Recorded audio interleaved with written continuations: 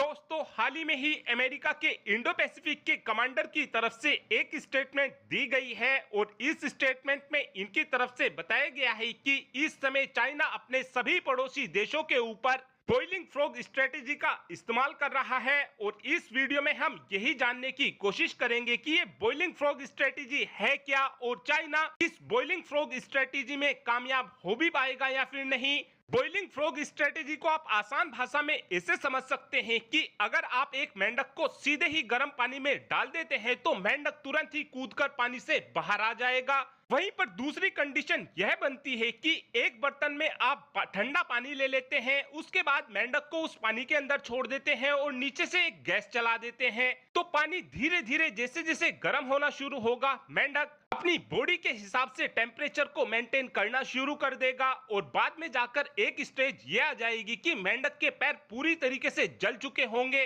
और मेंढक चाहकर भी गर्म पानी से बाहर नहीं आ सकेगा। ऐसे में मेंढक का मरना तो बिल्कुल कंफर्म हो ही जाएगा। और सेम इसी स्ट्रेटेजी का इस्तेमाल इस समय चाइना अपने पड़ोसी देशों के ऊपर कर रहा है। अगर आपको अब से 10 से 15 साल पहले ये बात सुनने को मिलती कि चाइना ने ताइवान के एयर स्पेस जोन में 10 से 15 फाइटर जेट भेजे हैं, तो उस समय हमको इस खबर को सुनने के बाद काफी ज्यादा हैरानी होती थी कि चाइना दूसरे देश के अंदर अपने फाइटर जेट को कैसे भेज सकता है और दूसरे देश की संप्रभुता का चाइना कैसे उल्लंघन कर सकता है। और 10 से 15 साल पहले अगर चाइना फिलीपींस की बोट के ऊपर वाटर कैनन से हमला करता तो आप इस बात को सुनने के बाद भी काफी ज्यादा शॉक होते। लेकिन अब चाइना ने धीरे धीरे हर 10 से 15 दिनों बाद ताइवान के एयर स्पेस जोन में अपने फाइटर जेट को भेजना शुरू कर दिया है और हर महीने ही चाइना के कुछ जहाज सीधे ही फिलीपींस के जहाजों के ऊपर वाटर कैनन की मदद से हमला करते हैं।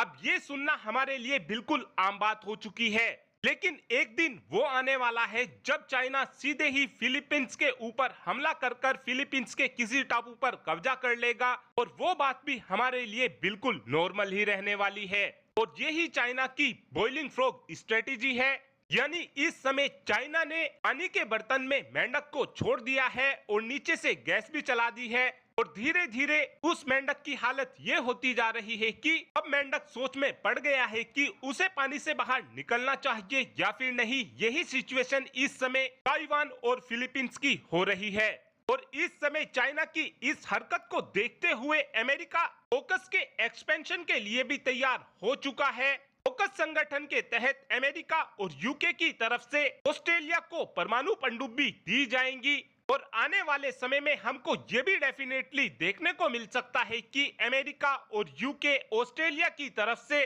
ओकस संगठन में फिलीपींस और जापान को भी शामिल कर लिया जाए और इसके इंडिकेशन अमेरिका और यूके की तरफ से पहले ही देने शुरू कर दिए गए हैं। और अगर ओकस का विस्तार होता है तो चाइना की ये बॉइलिंग फ्रॉग स्ट्रेटेजी धरी की धरी रह जाएगी। और अब आप ही कमेंट कर बता सकते हैं कि क्या ओकस संगठन में जापान और फिलीपींस को जोड़कर इन दोनों ही देशों को परमाणु पनडुब्बी देनी चाहिए, हाँ या फिर ना? इस बात का आंसर आप कमेंट बॉक्स में दे सकते हैं। Thanks for watching this video. Have a good